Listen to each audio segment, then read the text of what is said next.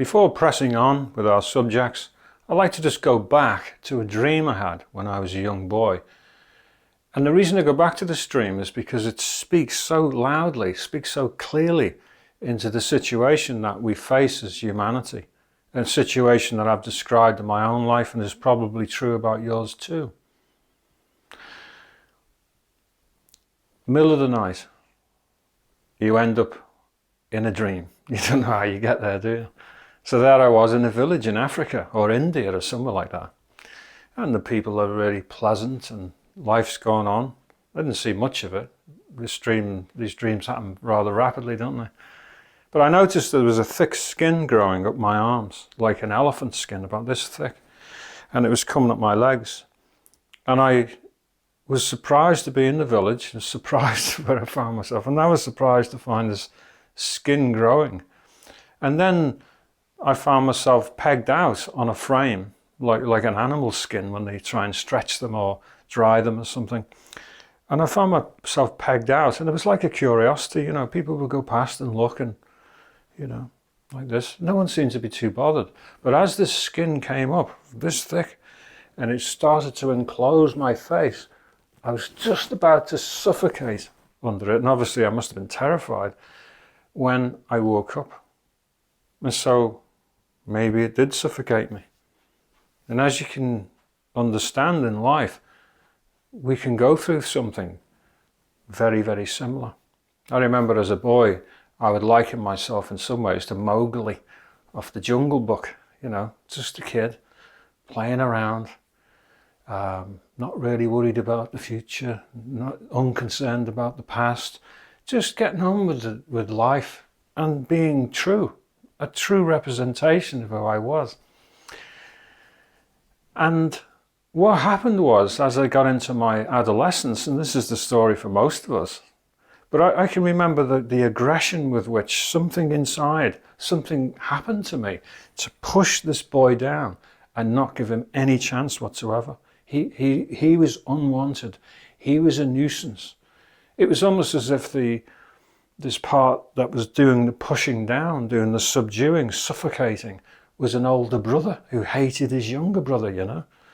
And I did feel like who I truly was a hated thing. And who I truly was being rejected. That who I truly was only worth hiding, was a dirty secret, you know. It was awful. But that's what happened. And it's very much like the dream. And as I was going through the teens and adolescence and these things, I remember that I started to feel a little bit ugly. And I felt ugly because I didn't like the way I was being, because it was a lie, it was untrue. So I didn't like myself that much anymore. I tried to show off, tried to act big, but underneath I was troubled about myself. You know, I felt lonely. I'd never felt lonely before. Started to feel a bit lonely, started to feel isolated and guilt. You know, things that never bothered me as my Mowgli little boy. So it was a tragedy. I remember seeing sometimes on TV as well, as life went on. I remember seeing films where people would get caught in quicksand. And the terrifying thing about that was they could see their death coming slow, there it was, you know, sinking, the inevitability of it coming around you. And maybe it affected me even more because of the dream I had when I was a kid, which I never forgot. But somehow, I think that when we have a dream like that and a vision, I've had other visions and dreams about things that actually happened in a symbolic way. And I think in many ways it prepares us, it kind of helps us when we get there to navigate our way through, even though it seems so dark and so difficult. Possibly that was the case for me. But when that darkness of being covered up and going through a life I didn't really want to live, I didn't know. I mean, it's strange, isn't it? I never really chose any of those things to happen. I didn't want to cover up who I was, and I didn't want to become a false person. I didn't want to become a shell of something that wasn't real. And yet it happened, and everywhere I looked it was happening. There's a strange thing about our species, isn't it? That we do not make those choices, really. And just at the zenith, the very peak of all the darkness was probably the last time I was in court to be sentenced. And I really felt as if I was made of clay, you know, like a statue. I felt like very immobile, because I was still a young man. I felt very old, and I felt worn out, and I felt like a statue and made of clay and like heaviness, you know. There was no lightness about me whatsoever. But strangely enough, in that darkest of dark situations, I was about to be sentenced to more years. I'd already spent years. It was just all too much. A nightmare. But in that darkest of dark moments, the light began to shine just a little bit, because that, of course, if you've heard some of the talks, was when the boy reappeared. Who I really am isn't really just a boy, but who I truly am started to appear again. And sometimes I suppose that the light can only be seen in darkness. If you had a little light in this room here, in the daylight, you wouldn't see it or hardly notice it. But if you turned all the lights off, shut the curtains, suddenly that little light would shine. And that's probably what was going on that day. And of course, the beginning of the light coming led to more and more and more. And I was free, and been free ever since. But I just wanted to say that because it was a dream. It did prepare me. It was very accurate, and it spoke of mankind's condition. And it was like a tragedy, really, that I was going through. But there was a way out. It doesn't matter how deep you've gone. It doesn't matter how far you've gone. There is a way out. And it's only one step away. And hopefully in these talks, I can demonstrate that to you, and you can take that step for yourself.